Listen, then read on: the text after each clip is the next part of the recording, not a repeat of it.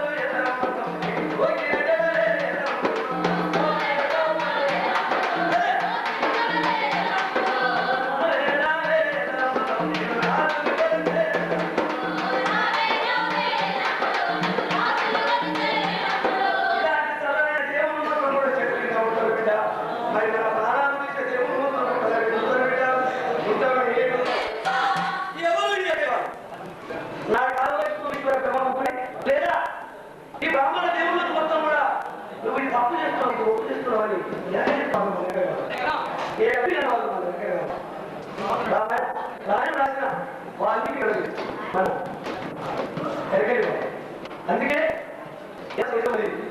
మరి మన ఎదురు వాళ్ళు ఏం చేసేవాళ్ళు చెప్తాను.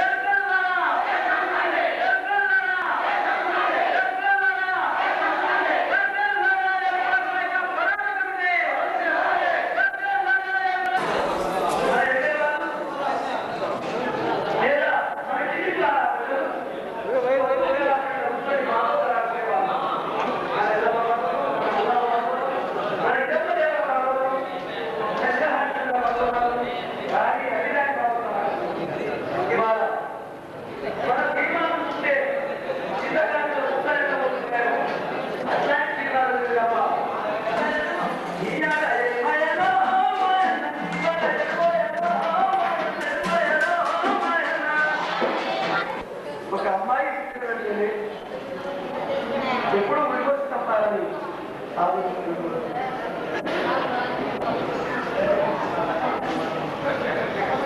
అయితే సమాజంలో స్త్రీ పుట్టినంటేనే తప్పాలని ప్రయత్నిస్తున్నారు, మానవ బతకాలని చూస్తున్నది. అందుకే నిండు అమాసనాడు గోరత్త గుమ్మడి ఆడపిల్ల పుట్టినది గోరత్త గుమ్మడి.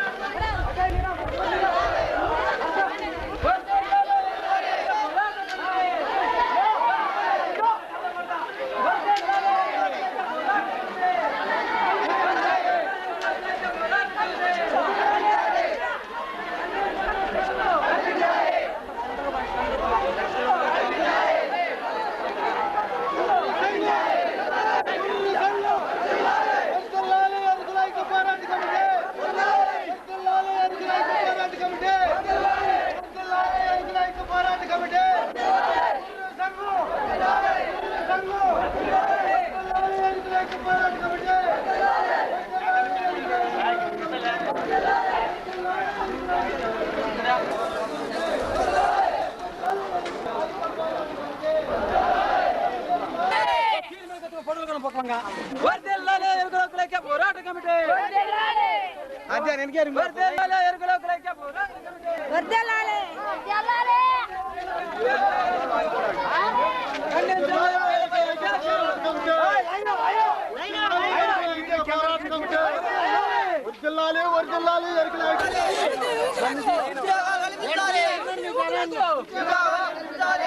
యువకులకు ఉద్యోగాన్ని కల్పించాలి.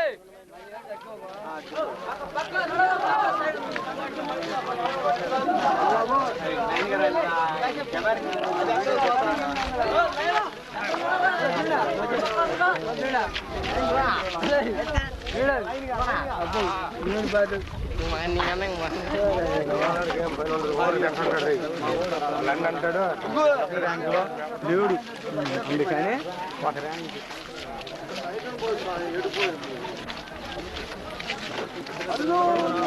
నీదేంద్ర బాలకృష్ణ నువ్వు వెనక నిలిస్తే నాకు అనుమానం.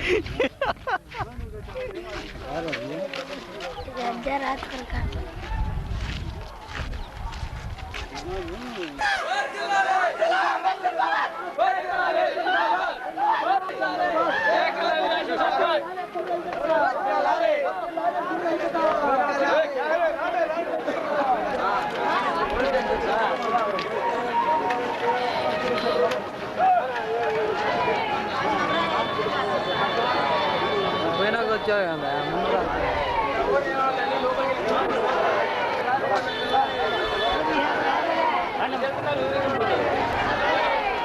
ముందు పూండ్రోలు వచ్చే మనం వచ్చారు మనం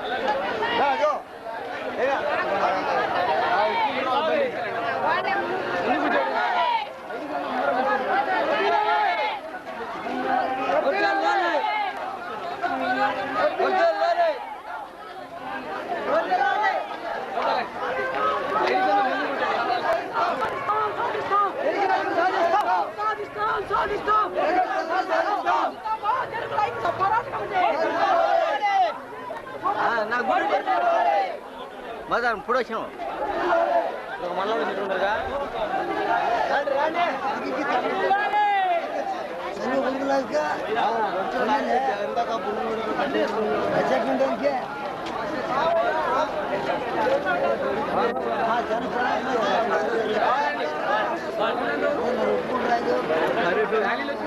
ఎప్పుడు వచ్చి ఎక్కడి నుంచి వస్తున్నారు ఇప్పుడు ఇదామనా బండికి వచ్చారు మీరు బాతులు కానీ అక్కడి నుంచే చెప్పాలి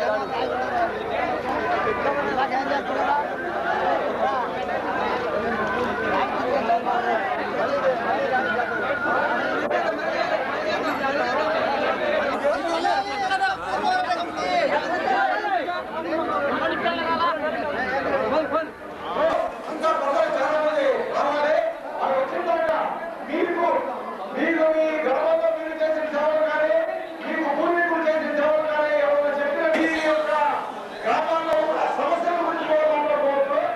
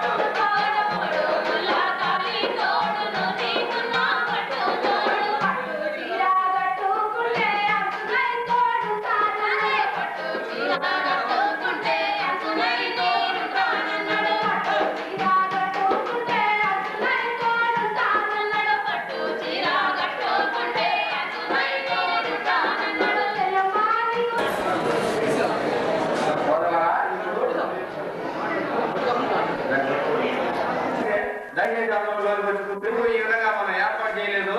ఇప్పుడు మనం ఏర్పాటు చేసుకున్నాం. అసలు ఈ సదస్సు ముఖ్య ఉద్దేశం ఏంటి, మనం అసలు ఎందుకోసం దీన్ని ఏర్పాటు చేశాం అన్న విషయాన్ని హైదరాబాద్ నుంచి సుదూర ప్రాంతాల నుంచి చాలా మంది పెద్దలు మిత్రులు చాలా మంది వచ్చిన్నారు.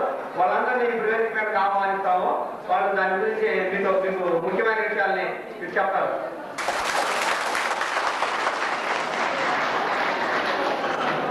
ముఖ్య అతిథి ఒలిగి గౌరవ అతిథి ఎం ఆదినారాయణ గారు, గిరిజన సంక్షేమ అధికారి.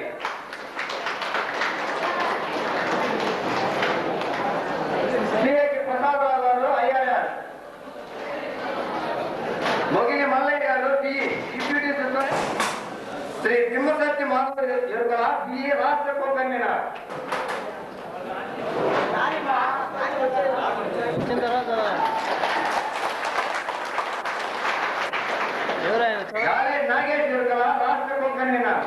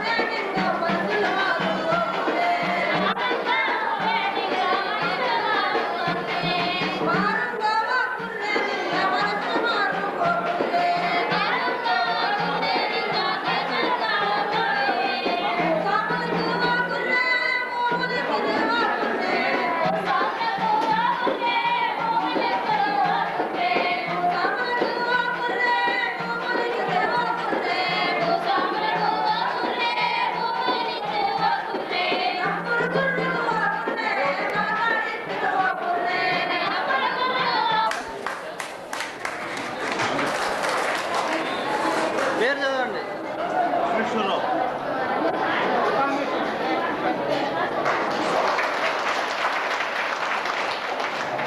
కుమార్ కొండయ్య గారు, ప్రకాశం జిల్లా సన్నాహ కమిటీ అధ్యక్షుడు.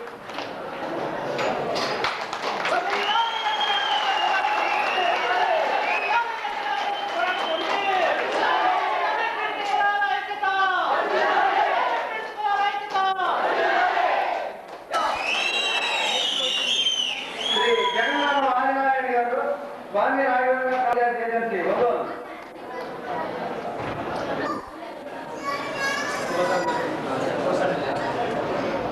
దేవరకొండ వెంకటేశ్వర గారు, DE divisional engineer Hyderabad.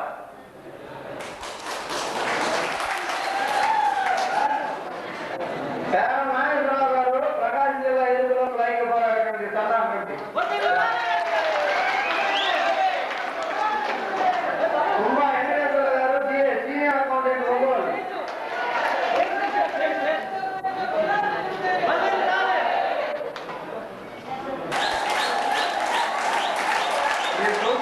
Shri P Yadagiri గారు, వాయనాడు.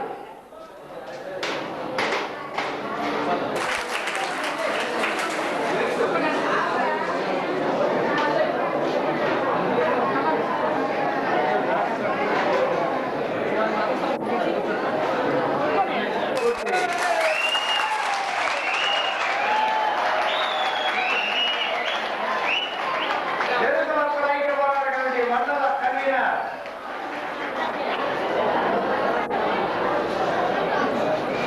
సభ్యులు కర్తా కృష్ణారావు గారు. కర్తా కృష్ణారావు గారు.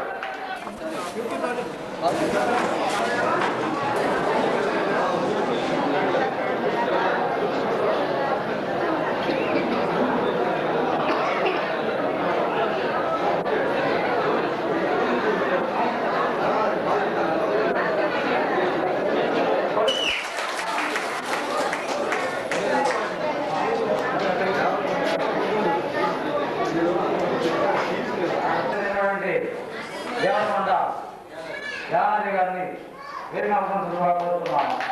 దయచేసి అందరూ సరిగ్గా కూర్చోండి. ఇంకా ఒక లారీ జనం వచ్చారు. కొద్ది ముందు కూర్చున్నట్టయితే వాళ్ళు వచ్చి కూర్చోడానికి అవకాశం ఉంది.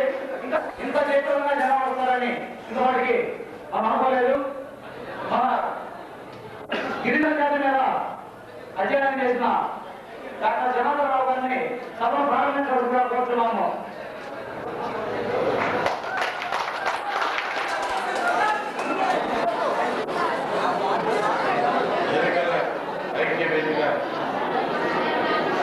ఐక్య పోరాట వేదిక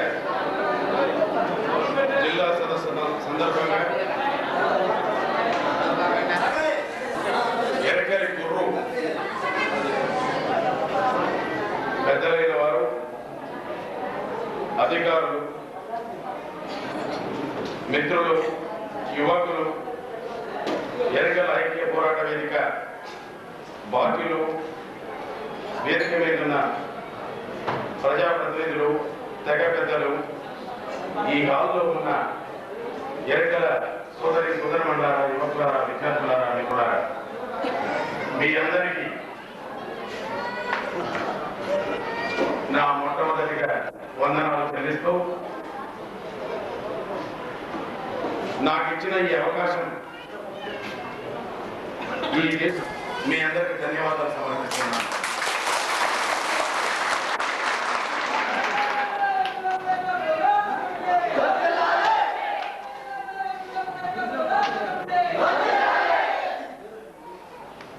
సమాజాన్ని చదివేవాడిగా, పాఠాలు చెప్పే పంతులుగా, జనంలో నుంచి పుట్టి జనం మధ్యలో నివసించే వ్యక్తిగా,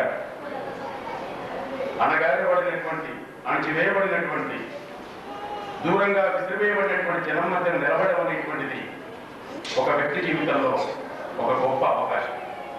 ఆ అవకాశం ఎరకల కుల తరఫున మీరు నాకు అందించారు. నేను చదివిన చదువుకి, నేను అర్థం చేసుకున్న సమాజానికి, నా అనుభవాలని, నా ఆలోచనని ఎరకల జాతికి ఏ రకంగా ఉపయోగపడినా అది చాలా గొప్ప విషయమని, ఆరోగ్యం బాగా లేకున్నా మాధవ్ 2-3 సార్లు నాకు వరంగల్ ఫోన్ చేయడంతో నిన్న పొద్దున 5 జిల్లాల సదస్సు, ఆదివాసుల సదస్సు విశాఖలో జరిగి నిన్న పొద్దున రాగానే మళ్ళీ నిన్న సాయంత్రం ఇక్కడికి రావాల్సి వచ్చింది. కారణం కీర్తి కండూతి కాదు, అధికార దాహం కాదు, రాబోయే ఎన్నికల్లో రాజకీయ ప్రాతినిధ్యం కాదు. ఎక్కడికెక్కడ ఉరికిందల్లా దోచుకునేటువంటి వ్యక్తుల యొక్క తాపమాన్ని, దాహాన్ని తిరిగి ప్రజలకి ఏ మేరకైనా, ఏ వేదికైనా, ఏ సందర్భంలోనైనా అప్పచెప్పాలనేటువంటి ఒక ఆతృత, ఎరకల జాతి మీద ఉండబడేటువంటి ఒక అభిమానం నన్ను మీ ముందట ఇవాళ నిలబెట్టింది. మిత్రులారా, మీ తెగల పెద్దల కన్నా మీ జాతికి సంబంధించిన పూర్తి వివరాలు నేను చెప్పలేకపోవచ్చు, కానీ దేశంలో ఉండబడేటువంటి అనేకానేకమైనటువంటి అసమానతల వల్ల ఇవాళ మన జీవితం గురించి, మన గురించి మనం తెలుసుకోలేనటువంటి ఒక దౌర్భాగ్య పరిస్థితుల్లో పడిపోయినాం. నేను ఈ మాట ఎందుకు అంటున్నానంటే, దేశ చరిత్రల్ని అంతమైన వర్గాలు, అంతమైన కులాలు నిర్మిస్తే తమ జీవితాన్ని, తమ బతుకుల్ని బాగు చేసుకునే అవకాశాలు వాళ్ళ చేతిలో ఉండగానే వాళ్ళు తిరిగి తమకంటూ తమ జీవితాన్ని అర్థం చేసుకునే అవకాశాన్ని వాళ్ళు ఎప్పుడూ దూరంగా విసిరిస్తారు. అందుకనే నన్ను ఎవరో అడిగారు, ఒక్కొక్క కులం ఈ రకంగా నిర్మాణం జరిగితే ఏ రకంగా ఐక్యత సాధిస్తుంది అని నన్ను అడిగారు. ఇవాళ ఎరకల కుల పోరాట సమితి లేదా ఎరకల ఐక్యవేదిక ఎరకల్ని సమీకరించడంలో నాకు తెలిసి నిక్షిప్తమైన 2 ప్రయోజనాలు ఉన్నాయి, 2 లక్ష్యాలు ఉన్నాయి. ఒకటి, ఎరకలి జాతి ఈ నాగరికత చేసిన దోపిడీకి చాలా భయంకరమైనటువంటి ఉదాహరణలో దూరంగా విసిరివేయబడి సంచార వృత్తిగా మిగిలిపోయింది. ఎక్కడికెక్కడ విసిరివేయబడినటువంటి ఒక తెగని, ఒక కులాన్ని, ఒక వర్గాన్ని సమీకరించడం అనేటువంటిది ఇవాళ కనీసమైనటువంటి రాజకీయ, ప్రజాస్వామిక, సామాజిక కర్తవ్యం. రెండవది, ఇవాళ ఈ దేశంలో చాలా భయంకరమైనటువంటి అసమానతలు మన ముందు కనబడుతున్నాయి. అవి భూమి అసమానతలనండి, వృత్తి అసమానతలనండి, విద్యా అసమానతలనండి, జ్ఞానం అసమానతలనండి. ఈ అసమానతల నేపథ్యంలో చదువుకు నోచుకొని, అక్షరానికి నోచుకొని, బడికి నోచుకొని, పాఠశాలకు నోచుకొని, తరగతి గదులకు నోచుకొని కొన్ని వేల సంచార జీవులు ఇవాళ ఆంధ్రప్రదేశ్లో ఉన్నారంటే మన భుజాల మీదుగా ఎదిగి ఎక్కిపోయిన పాలకులు తిరిగి మన వైపు మళ్లించుకోవడానికి ఒక కొత్త సమీకరణ అవసరం. మౌలికమైన సామాజిక న్యాయ సూత్రం ఈ పోరాట వేదికలో ఇవిడి ఉందని నేను అనుకుంటున్నాను. మనంగా ఉద్యమించడం అనే ఒక మౌలికమైన సూత్రం, ఒక ముఖ్య సూత్రం మన జీవితంలో భాగం కావాలి. బహుశా ఈ రెండు మౌలికమైనటువంటి లక్షణాలని దృష్టిలో పెట్టుకొని ఎన్నికల ఐక్య పోరాట వేదిక ఈ సమీకరణ చేసిందని నేను అనుకుంటున్నాను. అయితే మిత్రులారా, చాలా మందికి ఇవాళ ఎన్నికలు అనగానే ఒక ఈత నుంచుకునే భావజాలం, ఒక చిన్న చూపు చూసేటువంటి భావజాలం మైదాన ప్రాంతంలో ఉండబడేటువంటి సంపన్నుల లేదా నాగరికుల లేదా మేధావుల మెదడులో వెలుగుతూ ఉంటుంది. ఎన్ని భావదాస్యాలు వదిలితే ఒక మనిషిగా గుర్తించగలమా? ఎన్ని తప్పుడు ఆలోచనలు విస్మరిస్తే సరిదిద్దుకుంటే ఎదుటి వాళ్ళు కూడా ఒక జీవిని అర్థం చేసుకోగలం. నేను రేపు గుర్తే ఉండాలి. రాష్ట్ర మహాసభలో చెప్పినాను, ఇవాళ ఎన్నికలంటే ఏవో పనికిరాని వృత్తులు చేపట్టే వాళ్ళని పనికిరాని మనుషులనే ఒక ఆలోచన ఉన్నది. ఒక ఎరుకలే కాదు, ఒక యామతులే కాదు, ఒక జంతువులే కాదు, ఒక గొంతులే కాదు, అన్ని రకాలుగా ఈ సంపదని, ఈ పెట్టుబడిని దక్కించుకోలేనటువంటి దీనికి ఎవరు సమాధానం చెప్పాలి? దీనికి ఎవరు సమాధానం చెప్పాలి? రెండు మందులే, సీమబంది, పూరబంది. సీమబంది అది ప్రపంచ బంద్ అయింది, అది ప్రపంచాన్ని బందీ చేసింది.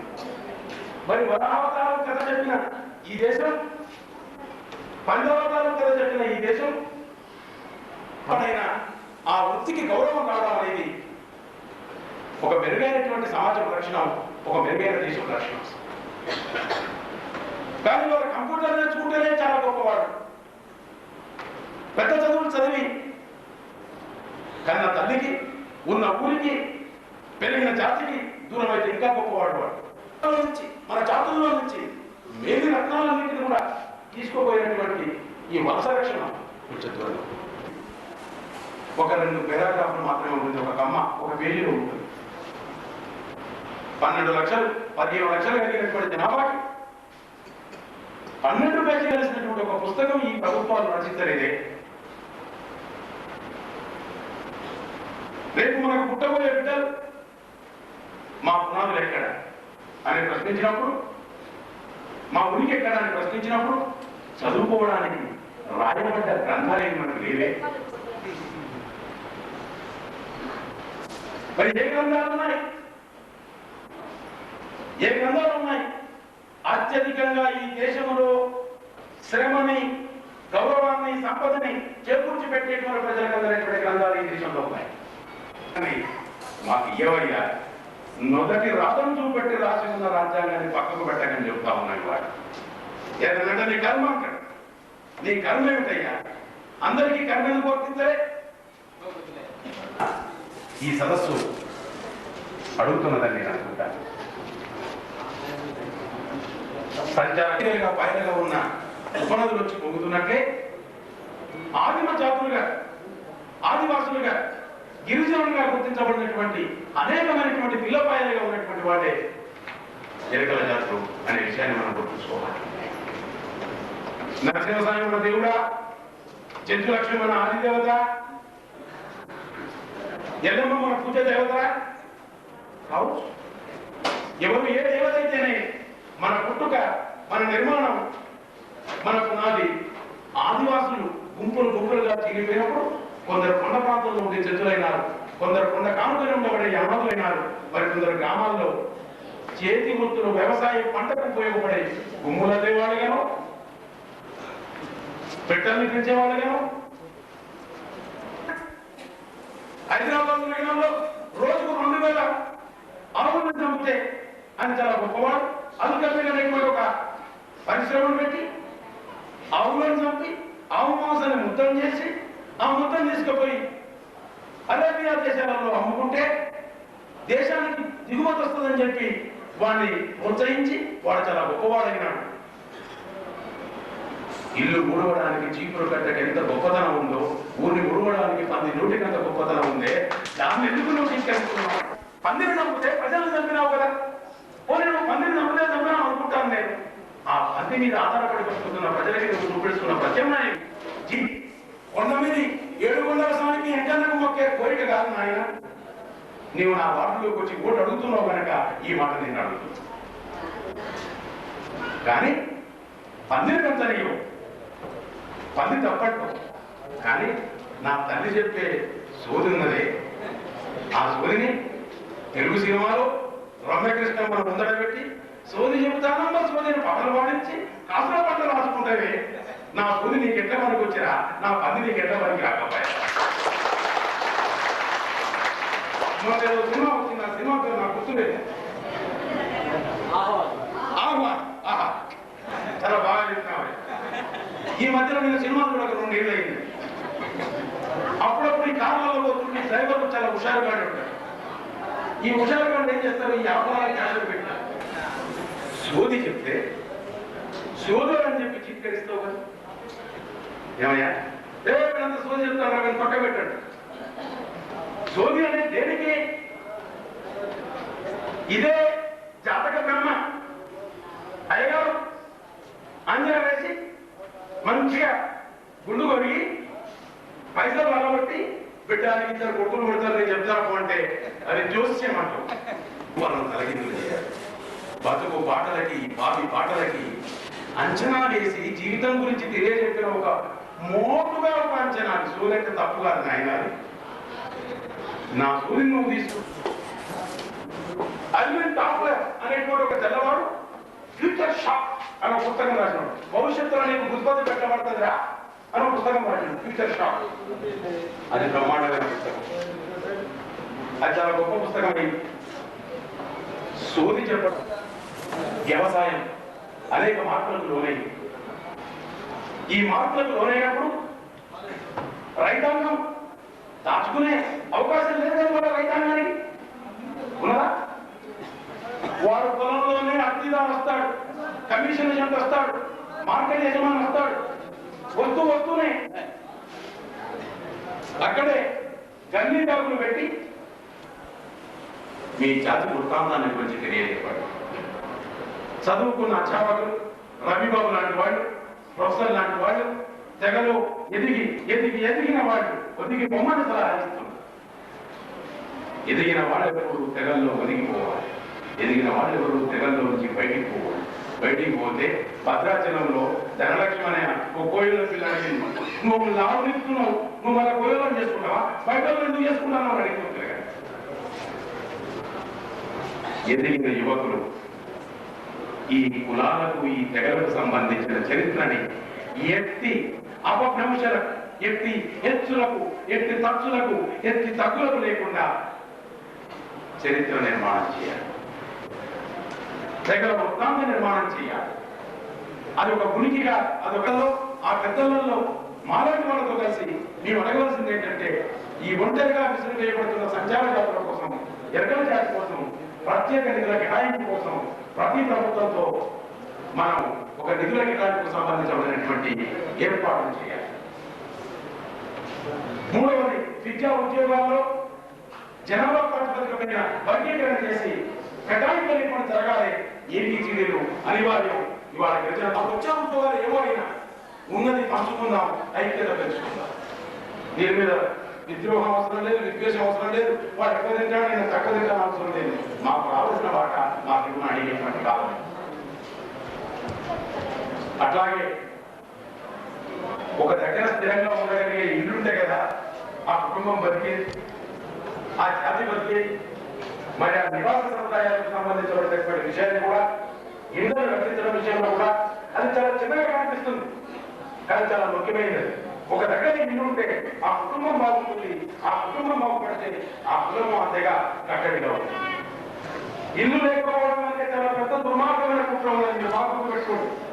ఇల్లు లేకుండా వదిలిపెట్టి దేశం పట్టిపోతాడు, దేశం పట్టిపోతాడు, తెగలగలవాడు, తెగలగలవకపోతే దక్షిణ మన పార్టీలో చేర్చుకోవచ్చు. అదే అసలు విడగొట్టడానికి, ఒక తెగను విడగొట్టడానికి ముందు పని అంటే ఇల్లు కట్టేయకపోతే అయిపోయాయి. అంటే ఇల్లు లేకుండా ఉంటామా, గుడిసె లేకుండా ఉంటామా? ఉంటామా? గుడిసె ప్రపంచంలో ఏ జాతి, ఏ తెగ తన భాషను విస్మరించి నిలబడలేదు. మరి మనం భాషను విస్మరిస్తున్నట్టుగా నాకు అనిపిస్తాను.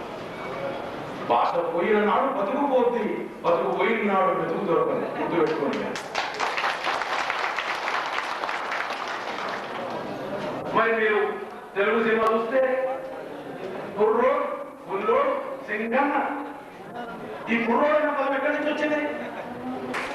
కుర్రోడ్ అయ్యింది. ఇందరా ఆ కుర్రోడు తెలుగు సినిమా ఎర్రోడుగా మార్చుకున్నాడు. ఇందరా తెలుగు సినిమా ఎర్రోడుగా మార్చుకున్నాడు. వాడు కుర్రోడు అంటే చాలా సంబరం ఉంటుంది మనకి, కానీ మనం కుర్రోడు అంటే మాత్రం ఇజ్జత్ మనకి అనిపిస్తుంది. అబ్బాయి ఆదిమ జాతులలో ఉన్న భాషకి సంక్షిప్తత, సరళత చాలా స్పష్టంగా ఉంది. ప్రతి విషయాన్ని పూర్తిగా చెప్పగలగడం అనేది బహుశా ద్రవిడ జాతులలో, ఈ ఉత్తరాది దక్షిణాది రాష్ట్రాలలో చెట్టులు, ఎరకలు, యామతులు ఉండలేట్టు నాకు తెలిసి విషయాన్ని పూర్తిగా చెప్పగలుగుతారు. మన భాషని మాట్లాడుకోవడం ఆరంభించండి. పురంధర చేసిన దగ్గర నుంచి, పూజరికే గారు మాట్లాడిన దగ్గర నుంచి, కొట్టిన దగ్గర నుంచి, అన్ని కుల ఉద్యమాలు వస్తున్న దగ్గర నుంచి, లేదా ఒక కొత్త రాజకీయ ఉద్యమం వస్తున్న దగ్గర నుంచి ఒక సమస్య ఎదురవుతుందని చాలా మంది అడుగుతున్నారు. ఏమి సార్ మేము లేమా, మళ్ళీ అంత కొత్త కథ. ఒక కొత్త ఉద్యమం వస్తున్నప్పుడు పాత నాయకత్వం బలవరం చెందుతుంది, కలవరం చెందుతుంది. నేను ఎమ్మెల్యే అయిపోయినా మళ్ళీ టికెట్ రాలేదు. నేను 5 ఏళ్ళు అయిపోయింది, 10 ఏళ్ళు అయిపోయింది. సరే నేను ఎస్టీనో, ఎస్సీనో, బీసీనో, ఓసీనో ఏదో ఒక కోటాలో గెలిచిన బయట. గెలిచిన తర్వాత ఏమైపోయింది, మన టికెట్ చూస్తాను నేను. ఎందుకంటే సౌకర్యం చాలా గొప్పదండి. ఈ సౌకర్యాన్ని ఇచ్చే అధికారులు చాలా నిర్మాణంలో పాటించవలసినటువంటివి. మా యువకులకి ఒక సూచన ఉన్నది, మీ పెద్దలకు ఒక సూచన ఉన్నది.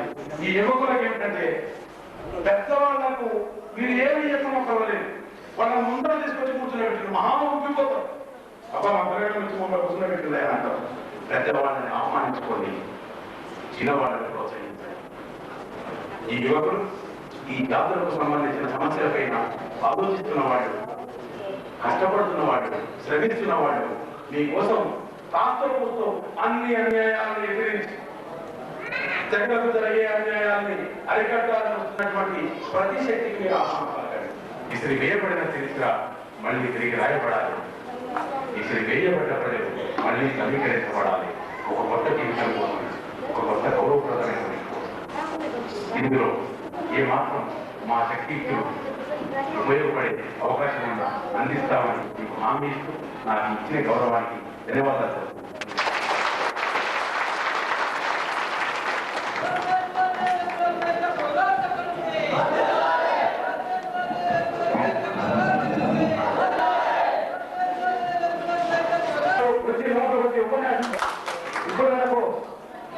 జనార్దనరావు గారు మన జాతి గురించి కానీ, మన కులం గురించి కానీ చాలా విషయాలు చెప్పారు.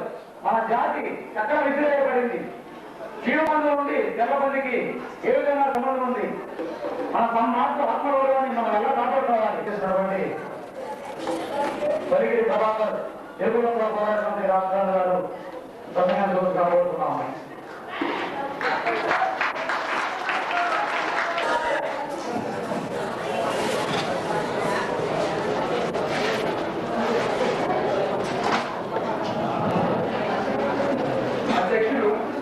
మరియు వేదికపై కుల పెద్దలు మరియు ప్రకాశం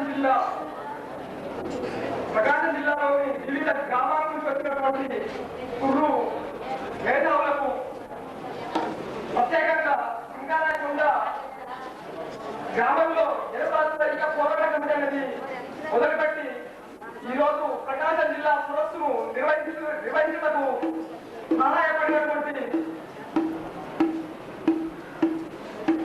మేధావులకు ప్రత్యేకంగా కొండయ్య గారికి, నాగేశ్వరరావు గారికి జనసాంస్కృతిక పోరాట కమిటీ రాష్ట్ర ద్వారా ధన్యవాదాలు తెలుపుతున్నాం.